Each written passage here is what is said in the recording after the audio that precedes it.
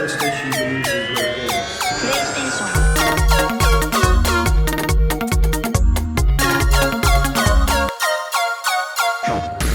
Good morning, good afternoon, or good bloody well evening, and welcome to CrossButton, our fortnightly deep dive into all things PlayStation. I am Dan, your host, your guide, even your muse. Although Muse's new album's not very good. I don't know if you listen to it, it's really disappointing. Quite a lot of bands are doing this now, but anyway, middle-age segue there. I'm going to be here for the next 30 minutes, and I'm giving my usual big, energetic PS high five. Come on, guys, get energetic with me. To the other two resident ponies joining me this fine day. Cheers for that, Laurie. It is Laurie, Lord of the Ponies, Shadowfax. How you doing, mate? You okay? Yeah, I'm very well, thank you. Cool. And of course, all bow down to the dual sensible and dualisters. Heather, how are you? You okay? Hello. I'm good, thank you. Do you like my How are giant you? sign? Do you like my giant sign, Heather? It's beautiful. It's cool, I right? only wish you? I could see it IRL, you know? Well, might The happen. lucky people that will get to see it. I'm jealous.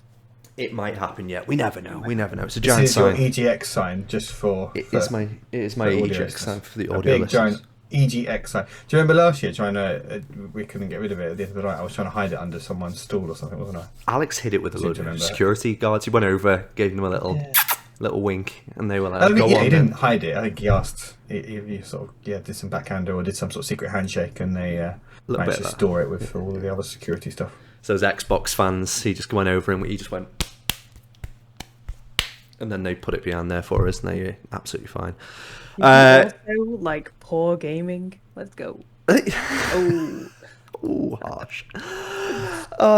We always say check out our Patreon page if you want to subscribe. I don't even know why you would subscribe to this absolutely inane shit that we're about to talk about for the next 30 minutes. You can support us from as little as £2 to gain access to 80 plus additional podcasts, probably more than that. I wrote this about 2 years ago, as well as other nuggets of goodness. More details of updated tiers and perks are released now, so if you go over to patreon.com/crossplays, you can see all the sexy stuff on there. Speaking of sexy stuff, Laurie, you are playing a game that is very popular. I am, yes. It's that new one by them fellas and ladies over at Naughty Dog, The Last of Us, Part 1. Dogs That Are Naughty. Talk to me about it. How is it? Oh, it's wonderful, Dan. Of course it is. It's a new game by Naughty Dog. It's a remake of one of the greatest games ever made, so yeah, it's even better than it was before. I don't want to get into debates about whether the price is worth it. It's such a good game, and it's such a good way to play this amazing game. And I hadn't played it properly since launch, like 11 years ago, and I'm finally playing it now. Obviously I remembered the key story beats, but all the sort of stuff in between, I've completely forgotten, because I'm like, oh yeah, this character, oh yeah, this stuff happens. And there was a lot, you think you remember it all, but there's so much that I hadn't remembered. And even the stuff that I had remembered, playing through it now, even just the beginning sequence, which I have replayed a couple of times over the years, playing it now, this new version of it, it's just so much more intense and so much more dramatic. The scene where, spoilers, Joel's daughter dies at the very opening moments, it's so... Oh, come on, you're going to have spoilers for that now. I was going to say, I love the spoiler warning for a game that's Laurie, like, basically 20 years. Well, I guess someone will complain. Someone won't have seen it. Oh, the game now. But I don't think it ruins the game, even if you do tell someone that, because it's literally the prologue. But just the opening moments where she's dying in his arms, it's so much more... I don't know, like emotionally charged, captivating, just hard to watch. It was really hard to watch. Just because of the way it's acted out now. It just feels like they've kind of it's like playing The Last of Us. Feels One of the greatest authentic. games I've ever played on a different level. It's playing it on a different level to how you remember it. Okay, so looking at Metacritic, the Metascore at the moment is very favourable. It's on 89. Some of the notable ones I gave her 100. GameOver.gr, God is a Geek, V Games, Eurogamer Italy gave it 90. So it's stood up really, really well. Obviously, it's a remake of one of the most popular games of all time. But is this on the wish list at the moment, Heather? Are you going to get to this soon? Yes, I will buy it, definitely. I reckon it'll come down in price, if not come on PS Plus at one of the tiers in the next couple of months. So it might be worth holding off a little bit. I think it'll appear on PS Plus probably a year from now. My guess would be, because I think that's. I don't know if they've said that, but they're not obviously going to do day and date. I think it's like 12-month before stuff, which I think is about what Returnal was before that appeared, and stuff like that. So that would be my guess with it. But yeah, if you don't want to pay, I'm sure if you do wait, it will pop on there before you know it.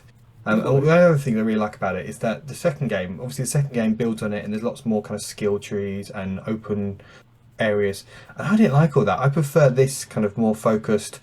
This was kind of made in the PS3 generation before every game had to have a really detailed skill tree and all that kind of stuff that gets you bogged down, where you're constantly finding.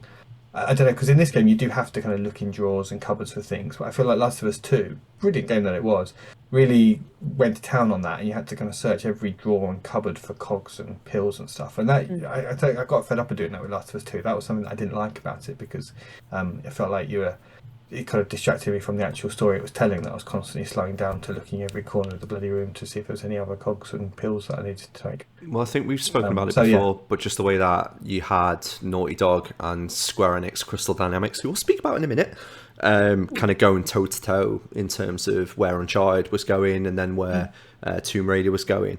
It almost felt, when The Last of Us 1 came out, it was kind of like a really stripped back version of those games, which was like really refreshing. So you've gone from these really like bombastic games, massive set pieces, then it's just like a really tight narrative experience, which is like completely departed from what they were doing with Uncharted. But I don't know, Heather, like, what's the... I know this is one of your favourite games of all time, and Last of Us 2 is up there as well. Yep. Where did you rank the two of them in terms of like, which one did you prefer? I think I prefer the second one. Yeah. Because controversially, I still think Abby's one of the better characters that's been created in the last few years. And I mean, I like them both a lot. I really do, and I look forward to playing the remaster. And I think when they've sort of almost finished their little trilogy that they've got planned, like, they're going to be like momentous games forever, like easy peasy. But yeah, like the second one's definitely like always going to be the top runner for me, I think. Yeah. Okay. Builds it Be on. interesting to see your thoughts after you play this one. Yeah, I mean, it could. That's still the case. It could change. But I just think I don't know whether it's like literally because I'm not like a. I don't want to say this is the worst thing to say, because I'm not like a dad, so I'm not like, oh, a child to save. But like, That's right, but then there's like, there's also, you got Abby and you got Ellie, and you've got all of those dynamics rather than just Joel, the lone hero dad guy, who you also have in God of War, Mando. 99% of the media in the world is a lot aimed at this. So yeah, I think that's why number 2 ranks more for me. But I think the first remaster could potentially knock The Last of Us 1 up my rank of like top 10, I would say. I think like diversity of stories. I think diversity of storytelling is like really important, and I think that's something that, as much as we had these like graphical challenges in gaming, and then you've certainly had like storytelling like challenges in gaming and mechanics like get introduced into different things, but like storytelling itself hasn't really had a focus until games like The Last of Us 2 started to have that, and True Colours as well. The always forget the name of the franchise. Strange. Yeah, Life is Strange, the way that that's kind of brought storytelling on as well. It's almost challenging itself every time to go, well, how can we do this in a more appropriate way, or what can we do? What have we learned from the last game to then introduce it? How can we appeal to a different demographic? Miles Morales did that really well. So where can I identify in games? So completely agree. Sorry, Laurie, what were you going to say, mate? I was just Heather made a really good point there about the relatability of the story, and similarly, when I first played The Last of Us, I didn't have any children, and now I have 3 children. So I was just that opening scene where it felt so much more emotional for me now. Partly that is the way that it's now recreated is so much more lifelike, but also just the fact that I am now a father of 3, whereas before I just like, oh, come on, get over it, come on, what's wrong with you, man, just come on. Whereas, that was 11 years ago before I knew, before my life changed. So another game that obviously is going to have the same impact for you, Heather, is Resident Evil 8. Obviously you don't own any zombies, so is this still resonating with you? Or Yeah. But I do have a gigantic vampire wife, so Oh, there we go. Ooh. you know, hey.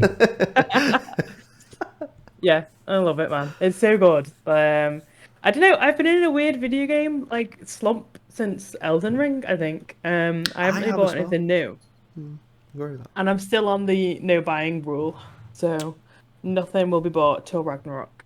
Um, it's tricky. I want to buy things. That's Ragnarok the game, not your belief Not in just that the apocalypse actual is going to happen. Ragnarok. Yeah. Not till actual winter comes. Eva's cult here. Yeah. Yeah. So yeah, no, it's really good, and I've like blitzed through it really quickly. And I do really enjoy it, and I don't know if it's sorry, Parsnip's just come inside, and she's absolutely pissed wet through, so she's just sitting next to me shaking, so you can hear the little tinkling. That's the cat, not the giant zombie wife that you're related to. Oh yeah, before. yeah. Yeah, so She's called Parsnip. Yeah. Yeah. To make her slightly less threatening, the 9 foot, balance out. Yeah, I love it. And I was playing the PS5 version, and I don't think I played that first time round. For whatever reason, I can't remember, but it looks amazing. It plays really well. It's absolute chaos. I mean, it's just a good time. They've really nailed how to bring those games out quite regularly now as well in similar engines and just iterate on it, but also then reinvent Resident Evil every single time, which is just like 7 was the big departure, wasn't it, from like the over-the-shoulder kind of gameplay that had been prevalent in the last couple of games. And then I think like 5 and 6 started sort of going, and then 7 was just like a whole new step. Well, I suppose it is if you look at it in its sort of chapters. It's almost like the start of the Ethan Winters stuff. But yeah, cool. still very good. I've got it only because I wanted to get the Steelbook, and I just haven't got around to playing it yet. So it's locked there, and I'm Steelbook. very scared of that game. Very scared of it after watching many people play Resident Evil 7. You've also been playing Divinity Original Sin 2, which is something that's been on my wish list for an awful long amount of time. So sell that to me, please. No. Okay. I will lend it you though. Oh, If you want, when we're done, I'll send it over to you. It's amazing. It's so fun. Me and my partner did 1 and then 2 in lockdown, pretty much straight after one another. So, and yeah, we went back because for me it like scratches the D&D itch. Okay, yeah. And we just get that sort of like couch co-op sort of experience that you don't get in games like that really anymore. Like you don't get lots of just big adventure games that you can just sit sort of play together. So I'm excited for Diablo 4, is it? I always get mixed up whatever one that's due next.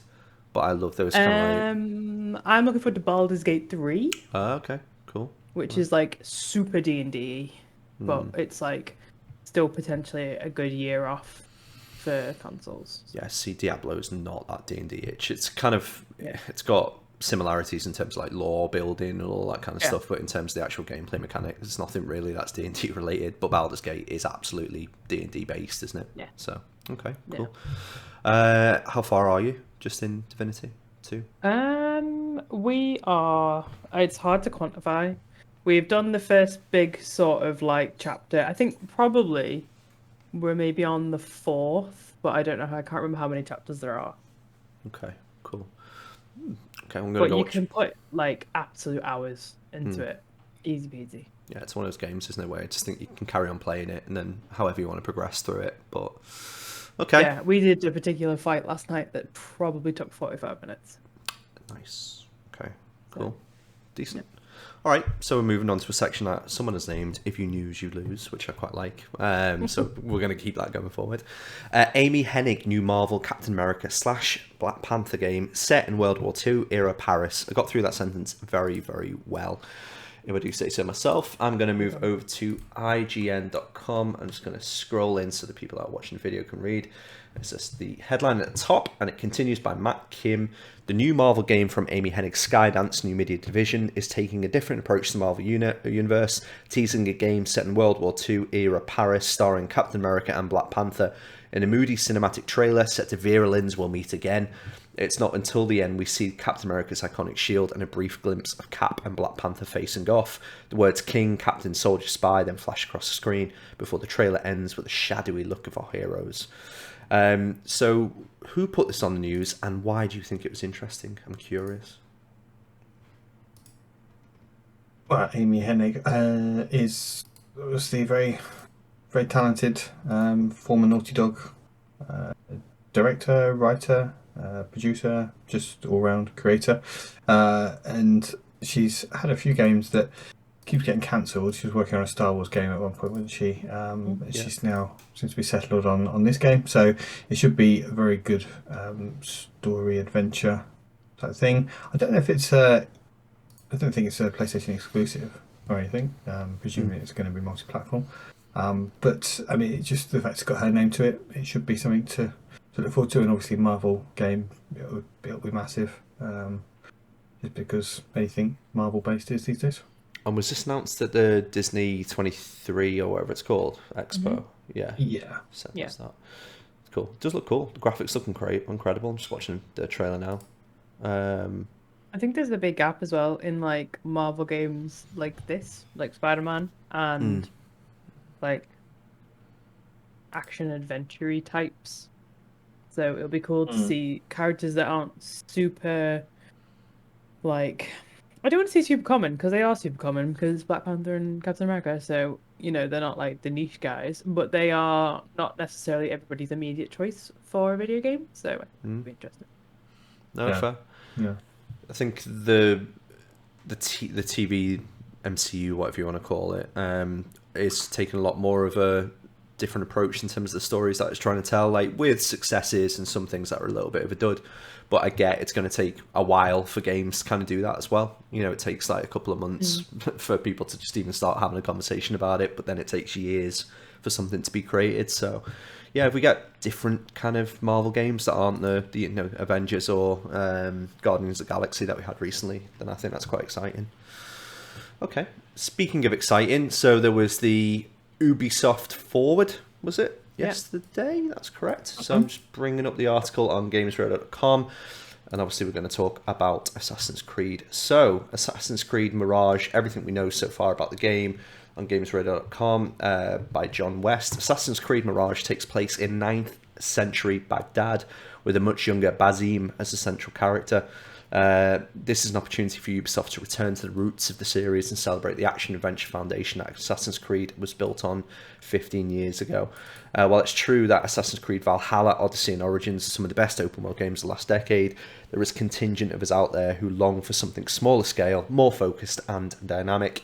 And if that's how you feel, you want to check out Assassin's Creed Mirage, stealth fans, this one's for you. Laurie, I know you're a massive fan of the series. I think you... Did you complete Valhalla? Am I right in thinking that? I did, yeah. You did? Sunk. Must have been 100 hours into that one.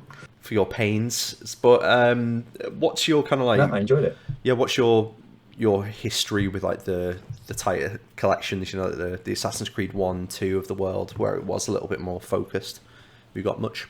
Yeah, no, I'm very glad to see them going back to this, because I do like the newer games as well, but I think I definitely prefer the older games. And my favourite parts of Valhalla was when it stopped off in York for...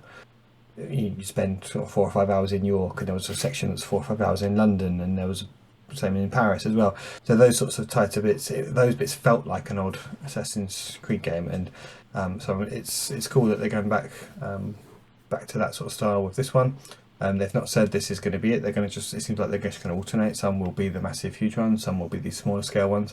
They're pricing this cheaper as well, which I think is a smart move, because it kind of signifies, you know, this is what we regard as the kind of smaller projects, but the bigger ones are still coming. They're going to be the main games. Will still be these epic 100-odd hour games, but there'll be these in between games that will probably be quicker for them to turn out. I mean, Valhalla, that released a couple of years ago now, and there's another DLC expansion just been announced for it for I think later this year. So it's like 2 full years of support. So yeah, fair play, they did support that game. Yeah. But yeah, no, I like the gameplay, the style of the tighter one. I'd prefer, if someone likes to play a lot of games, I'd prefer not have to be bogged down for 100 hours playing Assassin's Creed every couple of years. Yeah. Heather, have you been bogged down recently with any of the Assassin's Creed games or not bothered? I try, but I've got Valhalla and I liked it, but it was just took too long to do anything. Same. So Exactly same. yeah, I just wandered off too much, and I will finish it at some point, but it's already gone on the back burner like 4 times. So. Struggle with some Assassin's Creed games where I'll play them for a little bit and then come back to it in a while and go, oh, I'd just rather play Horizon, or I'd rather play something where the mechanics in that game have kind of come on over 2 or 3 years. So I'll go back to it and go, oh shit, it's outdated now. One thing I did want to say is that I was looking at the collector's case, which is just on the screen for people watching the video. Downloadable content for the collector's edition. You can get the deluxe pack, which is inspired by Prince of Persia. What is it with Ubisoft, and whether it's Sam Fisher and Splinter Cell or Prince of Persia, by giving away these things like DLC instead of investing in good games to kind of continue those series along? Seems really, really weird. I don't know if you guys have ever got an opinion of it or any sort of affinity with those two series, but Splinter Cell's like a massive fumble. They keep on doing it, and then Prince of Persia, people were they were doing all those tweets, where they've got like the summoning circles for Prince of Persia, and it's like obviously no new Prince of Persia game that I'm aware of, unless I've missed it. No, the first Assassin's Creed game was, I think, started off life as a Prince of Persia game, and then it just became its own thing midway through development. So that is the Prince of Persia series. No, it's just what it's become. So it's not like those Prince of Persia games. Don't have a huge plot, do they? They're all quite old, and all the Prince of Persia fans are going to hunt me down now. But it's not a complicated story in the same way as Assassin's Creed, but it's just got like kind of decades of lore and complexity to it now. Fair. Speaking of lore and complexity, it's God knows where this is going to end up in 2 weeks' time, but Crystal Dynamics officially owns Tomb Raider again. That's a massive flip around, which is just a bit of a weird one. Does either of you know the ins and outs of the story before I start waffling through the article? Crystal Dynamics did 2013, 2016, and I think it was Ubi, took it over to do Shadow in 2018, and Crystal's got it back now. Right, okay. Because they're owned by whatever that's called. Embracer now. Embracer, that owns everything. Okay. So they've gone, right, you guys can have it now. Okay. Which is encouraging. Did you prefer the Crystal Dynamics games, out of curiosity? I did. I loved 2013. I thought that was amazing. And I did, but I didn't hate Shadow. So yeah, I know that there was a lot of people that were like, it didn't really have a great reception, and a lot of people were quite disappointed. But I thought, in terms of maybe not mechanically or what have you, but in terms of actual story and character development, Shadow went somewhere quite interesting. But yeah, I do like the feel of the other two, so yeah, I'm pretty happy with that news. I'm trying to remember what game came out the same day as Shadow of the Tomb Raider, because I remember Shadow of the Tomb Raider was Xbox exclusive for a year.